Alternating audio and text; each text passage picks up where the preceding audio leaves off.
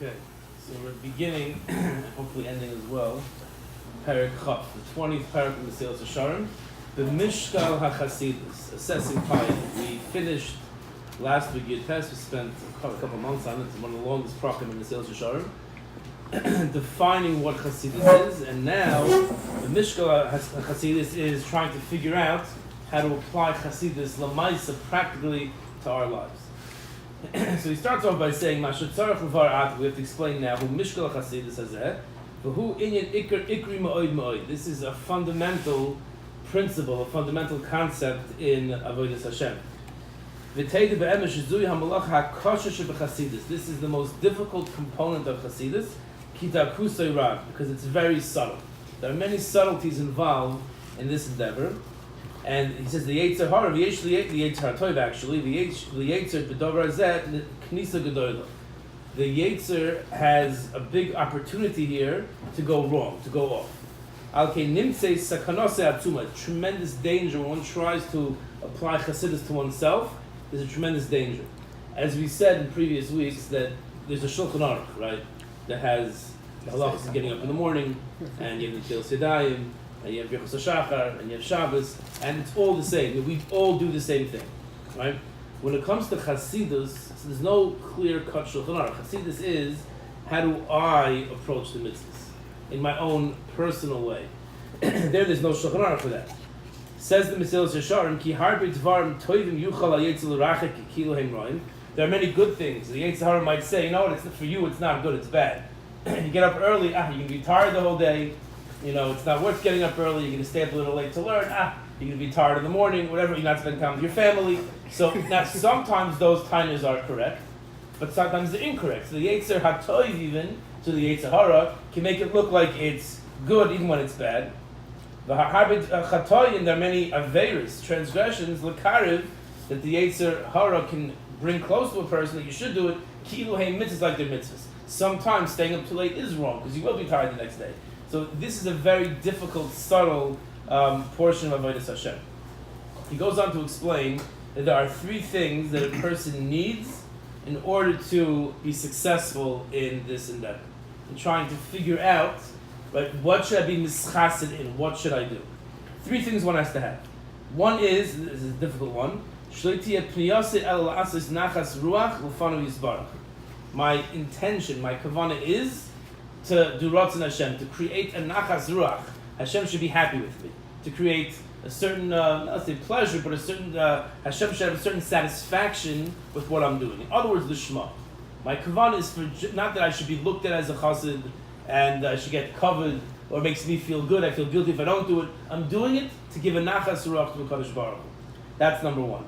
Number two, one has to have a critical eye and has to analyze his actions in a deep way. I mean, not just superficially, as we'll give examples. One has to really understand what is motivating a person. One has to endeavor to fix whatever is wrong with him with this in mind. And then after all this, after a person has these two intentions, after he recognizes that his intention is to make a nachas ruach to Kadosh Baruch Hu, and he's properly analyzing his actions, mashlich Yehavah al Hashem. He throws his package, so to speak, on Hashem. He realizes that he can't do anything on his own. It's all on Kadosh Baruch Hu. When he davens to Hashem, Hashem should help him. So on our own, we can't do this. There's no way we can appropriately apply Chasidus to ourselves without help from Kadosh Baruch Hu. We have to do our hishtadlus. We spoke yesterday in Shalosh Shudas about the Mishkan. There was no way the Jewish people at that point in time had the knowledge to build the Mishkan. They were busy with Chomer and Levanim in Mitzrayim. They couldn't build intricate kalim and the tapestries. It wasn't Shayach. But they had the Mesillas lay, they had that desire, then a Kadosh Baruch Hu took care of the rest. Same thing with when it comes to Chasidus. The person tries to figure out, should I have a 2-hour Seder before Shabbos? Should I learn for 2 hours before Shabbos or not? That could be an unbelievable thing. You could mamish, be kind of lamas. You can go so high with that, or it could ruin your life. Right? So for that, a person has to figure out his strengths, his weaknesses. He has to understand himself, understand where he's going, and what's good and what's not good for him. At the end of the day, he also has to daven to Hashem. Hashem, please make sure that I know what I'm doing, and that I'm heading in the right direction. I think I shared with the Olam once that during Shana Rishona, the minig in the first year of marriage, a person learning in yeshiva, is that he stays at home at night. He learns night seder at home.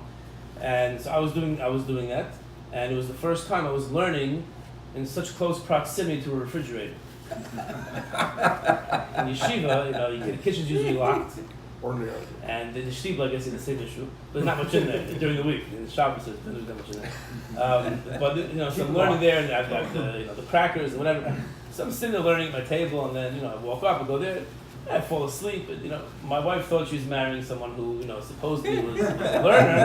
Dad, what's he doing? He's just So I realized it's a problem. The night seder is not working out.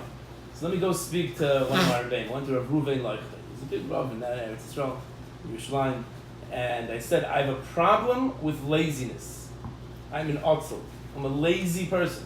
And I'm not machshav Torah. I don't have the proper chashiv. I don't view Torah with the proper level of importance.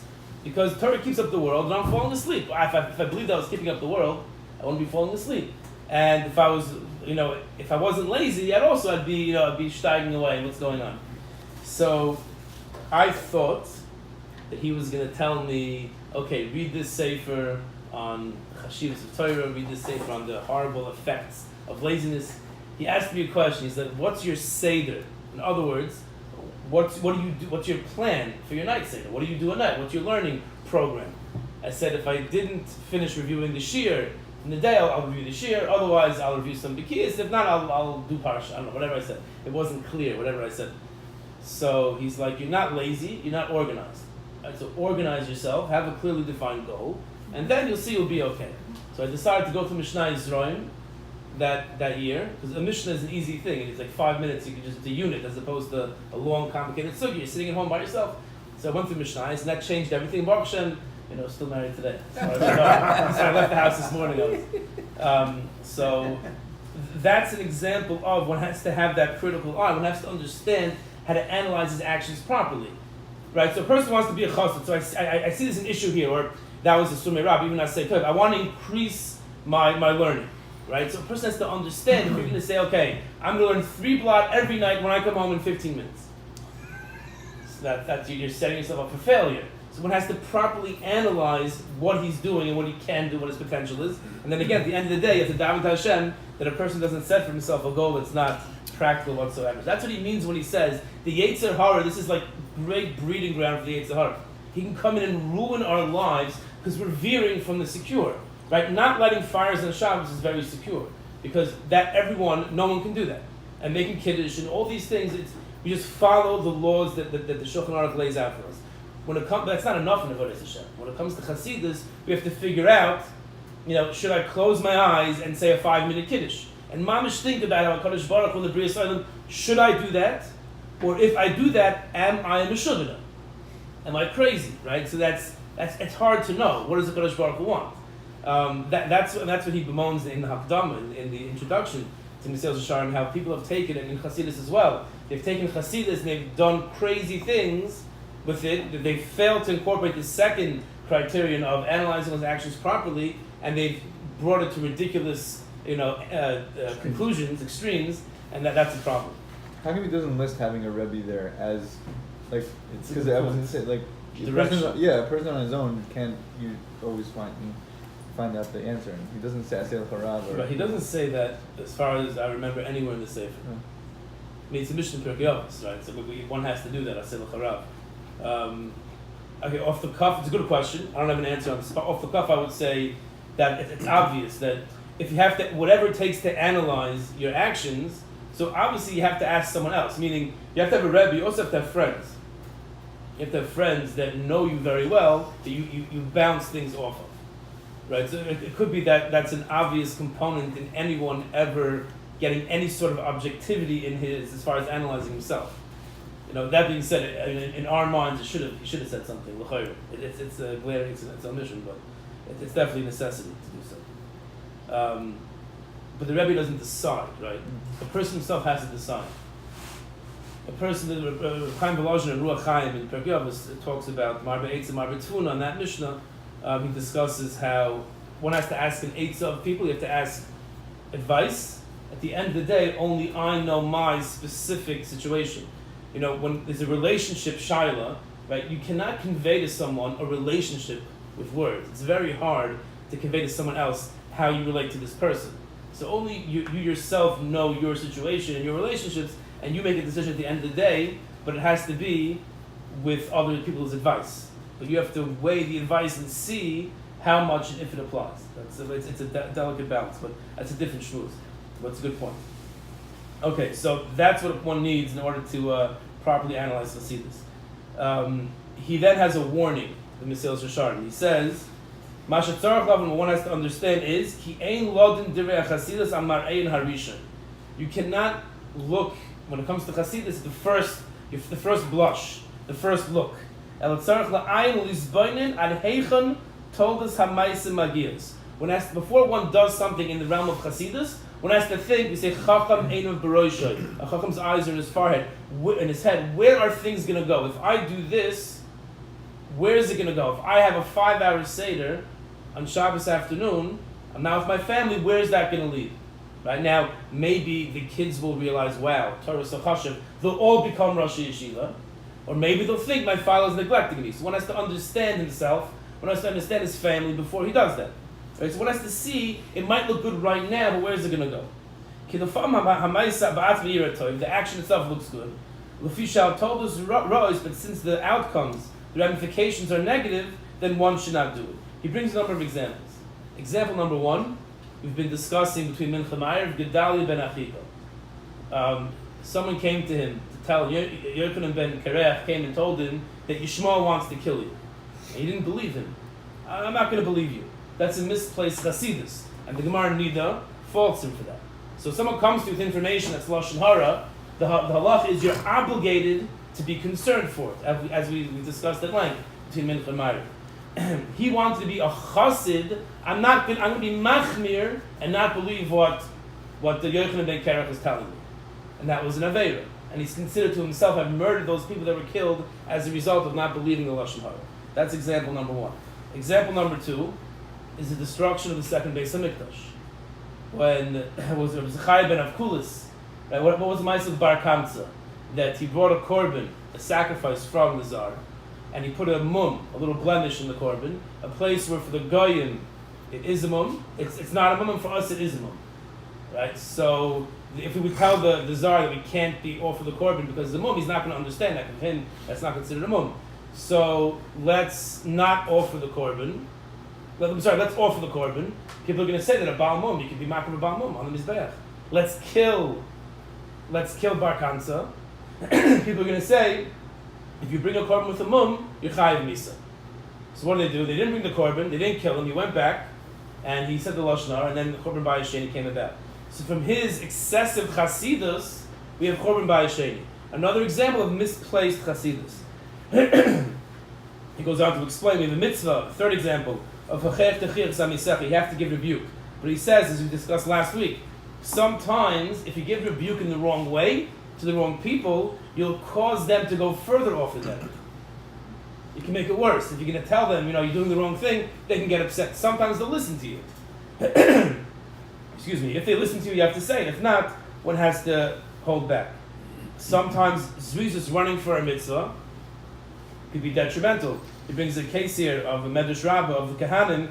They were all running to hold the Aron, because that was the most chashuva kli to hold, and they ended up being noed kalos roish, and HaKadosh Baruch Hu ended up killing a number of them.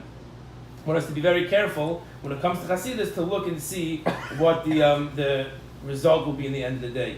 He finished off the parak with a Mishnah in Brachas. Mishnah in Brachas says that Reb Tarfon was machmir like Beis Shammai.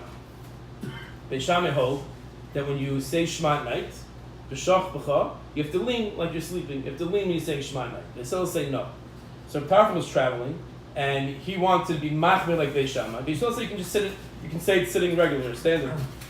And Beis Shammai says you have to lean. Reb Tarfon wanted to be machmir like Beis Shammai, a chumrah.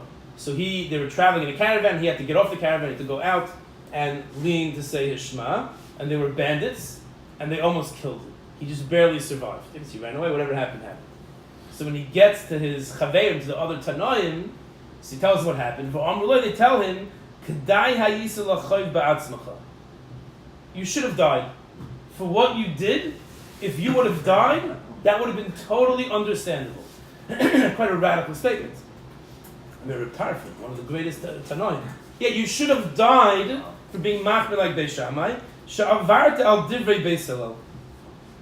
Because you transgressed. You didn't listen to Beis Hillel. Now, it's not that he didn't listen to Beis Hillel. He listened to Beis Hillel. He was machmir like Beis Shammai. Beis Hillel don't hold you can't lean. They don't hold if you lean you're not yotzei Kriya Shema. They say you don't need to lean. So he didn't violate Beis Hillel. He was choishish, he was machmir like Beis Shammai, and they told him you should have died. Or if you would have died, that would have been understandable.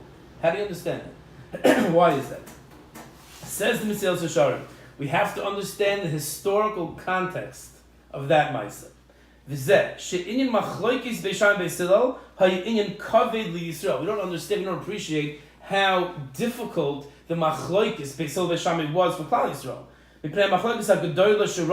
This tremendous fundamental machloikis that was breaking Klal Yisrael apart. There was a hachra, there was a decision made. We paskin like Beis Hillel. In order to the continuity, to guarantee the continuity of Torah, we need shegemar din ze yishar b'chol toikif. That the psak that we follow Beis Hillel is there in its full strength.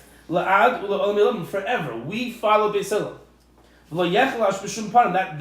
That hachra, that decision should not be weakened at all. To have two, because we have Ashkenaz and Sephardim, but as Victor Miller always says, we agree on much more than we disagree. We all agree when Shabbos begins, when Shabbos ends, and Muktzah. We have a few machlokes here and there, but we agree much more on what we disagree. But Beis Hillel Beis Shammai was a fundamental machlokes that had the potential to rip apart Klal Yisrael. So by Rabbi Tarfon being machmir like Beis Shammai, that wasn't just a chumrah. He's machmir Rabbeinu Tamzman, and he keeps Shabbos a little longer. Rabbi Tarfon being machmir like Beis Shammai threatened to rip apart Klal Yisrael. Says the Mesillas Yesharim, what his friends were telling him was that chumrah is a very destructive chumrah. In a sense, a tremendous kula. That's the example he ends off with. We have to realize what we think is a chumrah can have devastating consequences.